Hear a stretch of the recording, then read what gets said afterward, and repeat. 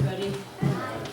Thank you for having me here, Peg. And Jane is the reason I'm here because she also lived on the 200-year-old farm in Western Mass. This is a scheme to get together on the West Coast.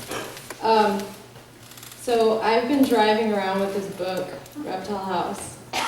I lived in Alaska for 17 years, and I'm on my way there. I'm going to be in Seattle tomorrow and then to Alaska after that for about a 2-week party, pretty much. So this collection almost won a couple times, and then almost is not good enough, and I decided to write a new story, and I wrote a new story for it.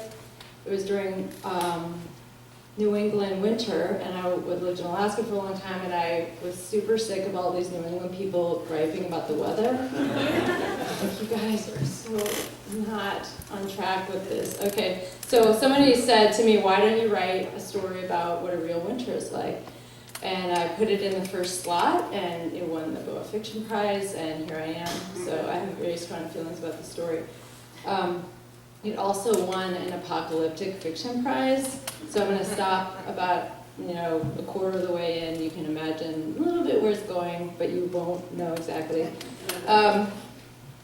The description on the back of my book, the first word is strange for my story, so I could pick any one of them.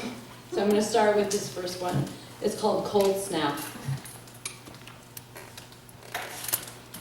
In December, the Valley cars barely turned over.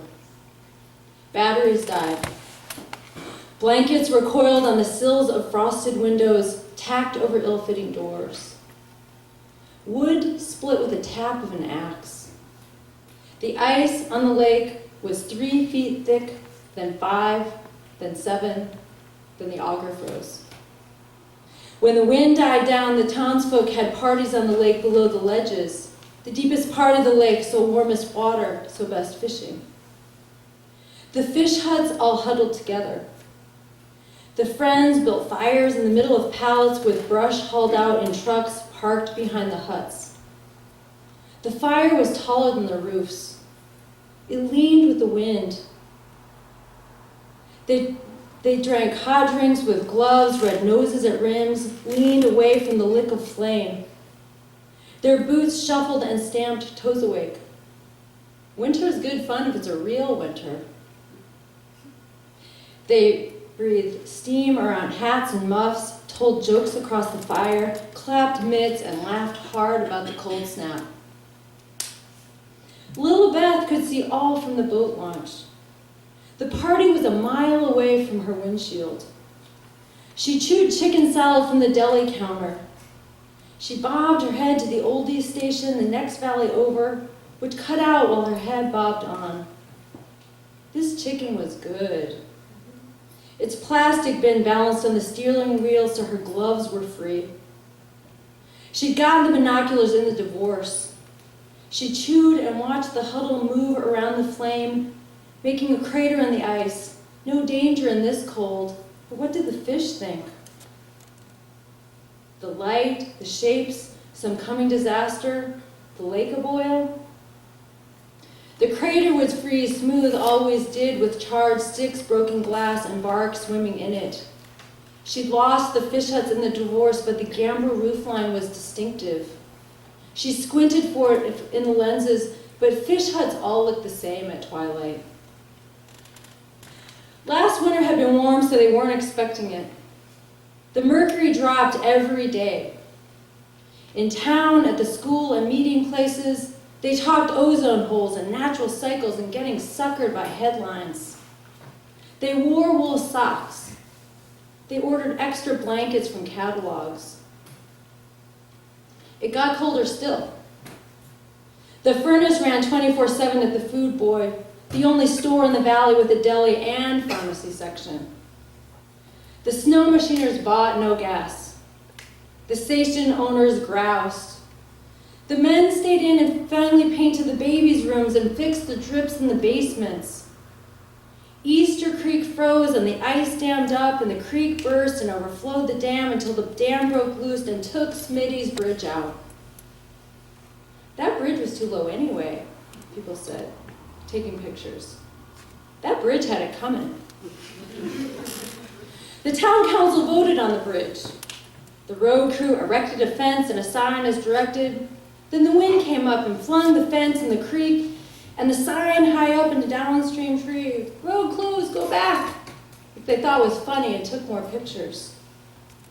They voted again, a second resolution, calling for a less casual effort. For concrete blocks, since no dirt work was possible, secured with reliable notch to reliable trees. The town clerk should have arranged the work, but he broke his leg the next morning. Lilibeth found him sprawled on black ice, called the ambulance, yelled hello, and waved them into Elm Street. She'd been walking her dogs. Further resolutions were tabled when the pipes froze in town hall. Lilibeth had once known all the resolutions. She used to take minutes of public service, given her handwriting. But since the divorce, she'd been lying low. She lived with the dogs and the house on the hump of the hill in the middle of Elm Street. The chickens lived in the shed. The house fit her budget, was tucked in the pines, which leaned so far the house was nearly invisible. Electric lines dropped down to the roof through branches and needles. Pines hardly swayed in the greatest gusts. Her new address had not been added to the town newsletter list, so she was not up on things. The valley got colder. The pipes froze downtown and businesses and shops on Main Street. The houses up in the hills and shops and slopes lasted longer due to thermal inversions. On the lake, the drifts climbed up the fish huts, ramped up the walls until the kids off school could scramble to the roofs, then slide back down again and again, their mothers watching from idling cars calling out, "Enough!" when they thought about frostbite. At night, the drifts wrapped around the sides until only the doors that open inward open at all. One kid stayed overnight on a dare. They tried to cut him out in the morning. The mother was frantic. The oil plugged the chainsaws. The handsaw blades snapped in two. The heads of the mauls dropped off their handles. Such was the freezing differential of ash wood and steel. "It's too cold to keep trying," the police chief said, since it was too late anyway. "You people go home." They all did but the mother. Many went to the fire hall. They huddled around the radio. The broadcast died during the lead-in. "Post office frozen 3 towns north." "PO should be immune," they said at the emergency meeting, given federal regulations on pipe death. "The plumbers must be making a mint," they said when backup generators hummed. The price of stove wood went sky high. Families played board games together for the first time in years. When the broadcast died, Lilibeth was listening in the bathtub, not deep or fancy, but hot and reliable. Her dad had bought the radio in Hong Kong in the service. It was top of the line in its time. She got in probate. She got out of the tub to shake the radio. She dripped on the floor, which was cold on her feet. She'd gotten the house cheap, a foreclosure as is. It needed paint, the porch sagged with mice in the crawl space, but the furnace was good, as were the roof and well. She jiggled the toilet handle, which was running nonstop again. The plumber had not called back. She brought the phone to the edge of the tub and got back in.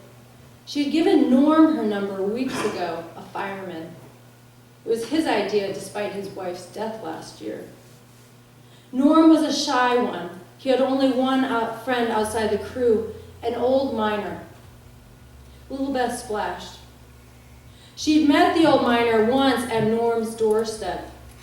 They'd popped by Norm's at the same time. Lilibeth rang the bell. The old miner carried a tray with a turkey. "I need the oven," the old miner had said when Norm appeared. The turkey was pink, freshly plucked and pimpled. The old miner stepped in past Lilibeth, searched for salt and pepper, took a shower. He slept on the rug by the wood stove as the turkey roasted. Turkey scent filled Norm's house just as little Beth was leaving. "That old boy will be the last man standing," Norm had said. The old miner's face glowed in the firelight. He was very thin, but used no blanket. "I don't know about that," little Beth had said. In the bath, she splashed. She watched the phone when not watching her knees, which were islands in a tropical sea of hot, foamy bubbles. The washcloth was a baby eel which dove around coral reefs, her calves, ankles, and thighs. She dried her hands and pressed a few digits of Norm's number. She did not understand. She set the phone down. She turned up the thermostat in the hallway and the furnace rumbled. "Let the man come to you," the book said. "Never push a man or head for the hills. A man likes to feel in charge." The pines tapped the roof gently as the wind whipped and arched over Elm Street and everywhere. "We've never seen such a cold snap," they said when Fish and Game closed. Some went to Florida. Roads drifted in over notches and passes. Some wells had hand pumps and people pumped into buckets until their eyelashes stuck together. The ice on the lake was 20 feet deep. Tree limbs snapped power lines, candles burned low, and oil tanks emptied. Animals made dens. Emergency meetings served hot chocolate and sweet rolls. Birds tucked in somewhere. Schools closed for another week. Story time moved to the fire hall for the littlest kids. The engine bays had never been fuller. The kids loved the ladders, and the pole from the bunk room and the first aid kit was near at hand. The firemen peed down by the creek where the bridge had been, jogged down to the trees in full gear and masks. "Someone will forget and drive right off that," someone said. His beard was ice. "Even lawyers need to eat," another said. They zipped up quick and jogged back through the trees. Masks fogged and cleared, fogged and cleared. Town council resolved to call the tank farm 2 valleys over for additional oil trucks. They were told to call the Capitol and left messages. The fire hall was busy. They ate on paper plates around the blower. The dogs chased the cups the cartwheel away. "This is fun," the kids said. "The Capitol and in nature," said the librarian. The leach fields and septic tanks were soon rock solid, then the septic lines. Old houses were cleared of shrubs grown in. People rolled trash cans at the edge of decks with curtains around them. Holes were cut in the seats of wicker chairs and buckets placed under. This was the hardest on the sick, elderly, and shy. City fathers looked the other way. They decide on collection and disposal at the next town meeting. I'll stop there.